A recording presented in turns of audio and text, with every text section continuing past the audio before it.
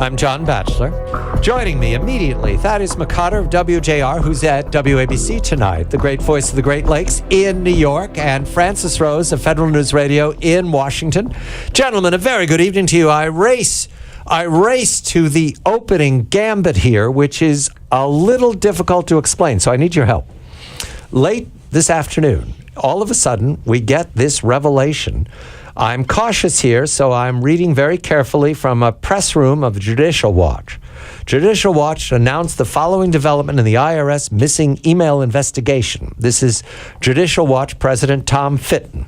Department of Justice attorneys for the Internal Revenue Service told Judicial Watch on Friday, that's 22 August, that Lois Lerner's emails, indeed all government computer records, are backed up by the federal government in case of a government-wide catastrophe, like an asteroid. The Obama administration attorneys said this backup system would be too onerous to search. The DOJ attorneys also acknowledged that the Treasury Inspector General for Tax Administration, TIGTA, is investigating this backup system. Francis, I begin with you because it is your job to, like a good soothsayer, solve the bones that you cast each day of the federal government's work.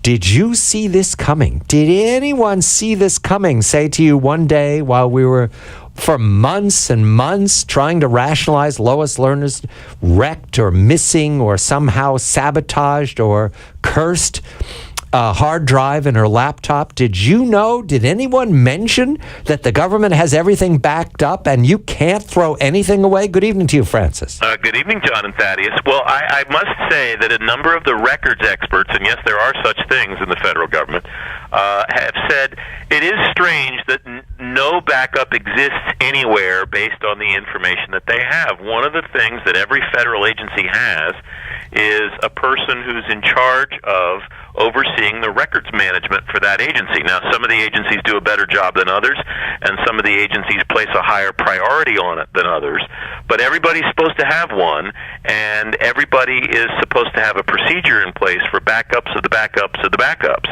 And so, did we see it coming? No, I wouldn't say we saw it coming, but I also wouldn't say that this revelation from Judicial Watch this afternoon is particularly surprising, John.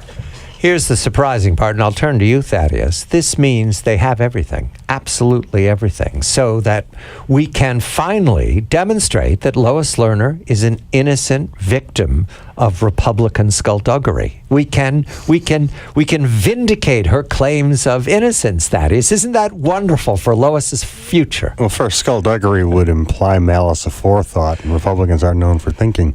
But Francis, does this kind of vitiate the argument against a conspiracy cover-up? I mean, wouldn't they have known to delete the backups as well? Well, that assumes that the backups were available for being erased and being deleted. The Justice Department is the organization talking about these backups today, Thaddeus. And so we're presuming that these existed in the same place or existed in a place that was easily accessible by the IRS. We don't know enough about that yet, and I don't know enough from having dug into this story yet, having just broken this afternoon, to know exactly where the backups that the Justice Department is referring to live. Now, if they lived within the Internal Revenue Service and they didn't know about their own backups, that becomes a difficult story to tell, I think. Well, now, Francis, these aren't in that hole in the ground in Pennsylvania you told us about before, are they? No. No, those are only federal employee retirement records that are in the cave in Boyers, Pennsylvania, Thaddeus. But I think the event on which this will turn will be learning where exactly these are stored and in whose custody they are. And then it will become incumbent, I imagine, on that person to say why they didn't bring the existence of these to the attention of Congressman Issa or the IRS before now. Why that story happened. Francis, my memory is that we've had testimony on camera, featured around, on cable television every night by leader after leader of the IRS, most recently Mr. Koskinen, but before him, a temporary, and before him, a man who was leaving, and before that, and all these executives. And no one mentioned, no one volunteered, and oftentimes we're told that in congressional testimony, attorneys for the committees will question the subject beforehand, off camera, so that there are a series of questions to prepare the remarks by the members of Congress. Isn't that right, Thaddeus? You have some briefing, some prior knowledge of what the witnesses are going to say or know about. Well, they generally can submit their testimony to you in writing ahead of time, and if you can have your staff read it, they'll put talking points in front of you, and you can pretend to be a functional human being. And it never came up? Francis, isn't that asking the American people to believe a lot, that it never came up, or that the leaders of the IRS didn't know about it? It's not out of the realm of possibility, John, and that's why I said the custody and the lineage of these backups is the important fact that we need to learn. If these were backed up somewhere else in the government, then it's feasible. I'm not saying it's reasonable, but it's feasible that the IRS didn't know that they existed or didn't know that they existed for the time period. There are caveats here. Again, not defending the fact that those caveats are acceptable or even saying that they are. But my knowledge of the government is that if these didn't live within the Internal Revenue Service, it's entirely possible that Danny Werfel or John Koskinen didn't know that these backups were available. All right, we will, in the fullness of time, we'll get the picture. Actually, I can't have confidence in that, the way this is going. I like the fact that it's going to be dragged out months and months, just to November. Francis, who is Todd Park? Todd Park is the Chief Technology Officer of the United States, at least for a couple of more months. Todd came into the federal government from Silicon Valley. He founded two healthcare information technology companies before he joined the Obama administration as the Chief Technology Officer at the Department of Health and Human Services, and then got a promotion about 2 years ago, if my recollection is right, to become the Chief Technology Officer of the United States, who succeeded a man named Dinesh Chopra when he left the administration after the first 2 or 2.5 years of the Obama administration. Ordinarily, it's not surprising for a senior executive in an administration to look for a private roost within the last 2 years of a two-term administration. Is there anything unusual about Todd Park's departure at this point?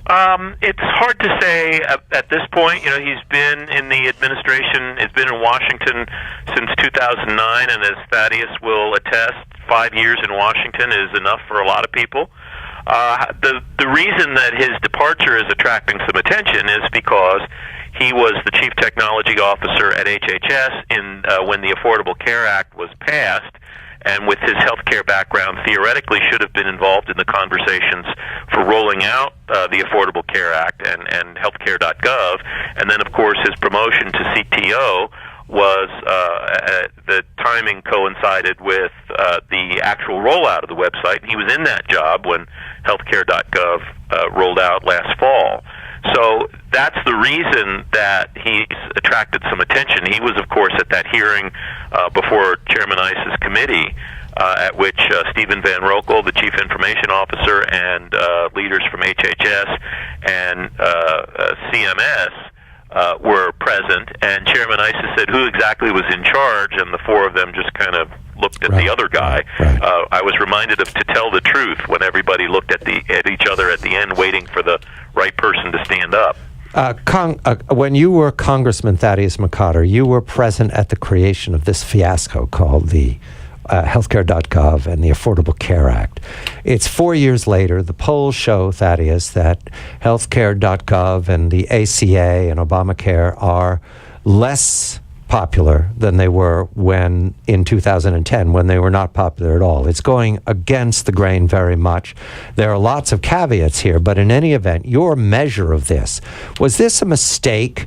Are the Democrats aware of this as a mistake? And I saw a chart the other day that said that there are only 4 Democrats who oppose the Affordable Care Act left in Congress.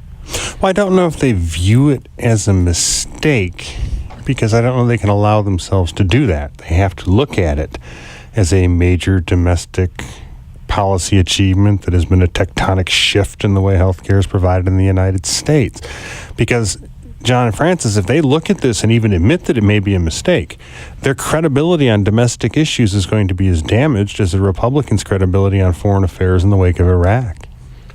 Yeah, you would be asking the administration to say the thing that we worked hardest on and the thing that we spent the most political capital on was a failure and was incorrect. And I have a hard time imagining who you would identify in the administration, current or former, or at now or at any point in the future, who'd be willing to say that. Yes, but this is not an administration enjoying the glow of re-election. This is an administration where the approval rating of the president is tipping 40% and below, and his ratings on foreign policy are the worst, but his ratings on the economy are also very bad, so there's not much to protect. I'm just thinking, if I'm a member of Congress or I'm a governor looking for a future, I don't want to tie myself to the Affordable Care Act. Why not break away? Thaddeus, is it the money? Would you be punished if you were to separate yourself from the pack this close to the final midterm for the Obama administration? Well, I do believe, in fairness, that a lot of people on the left believe that this is a signature achievement, that this is a landmark change that should be supported.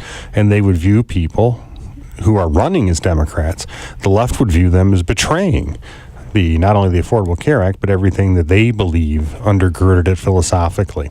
And you can see this. You've had Republicans do this sort of thing, where there are certain issues where if you decide that it doesn't look favorable, say Iraq again, if you came out and turned on the president or the administration, you would be having an enormous amount of trouble from the right. So I think the left truly believes this is good legislation, thinks it'll work over time, and it's problematic for all the Democrats to split their base heading into an election. I want to underline something, Francis. Thaddeus just reminded me. Mr. McCotter, you and your colleagues held fast. Former colleagues. You and your former colleagues held fast, well, in time, your colleagues of 2006, 7, 8, 9, held fast to the Bush administration's commitment to Iraq. Despite the polls, despite the Democrats overwhelming you in 06 and again in 08 and the election of 08, you held fast to it. You were right. Well, we held fast to it despite our problems with the Reconstruction, and I think the Petraeus surge helped keep us together because it showed that we were going towards a locally oriented grassroots counterinsurgency. But above all, John, we all understood that support of this policy, that the U.S. precipitate withdrawal would lead to a, quote, saturnalia of slaughter in the desert. We could not accept that as a moral proposition. Tonight, the headlines in the New York Times underline the irony here. The President of the United States, after years of reluctance, has approved surveillance flights over Syria. This is part of the deterioration of the comity that existed under the Bush administration in Iraq and throughout the Middle East. Francis Rose of Federal News Radio, Thaddeus McCotter of WJR, I'm John Batchelor.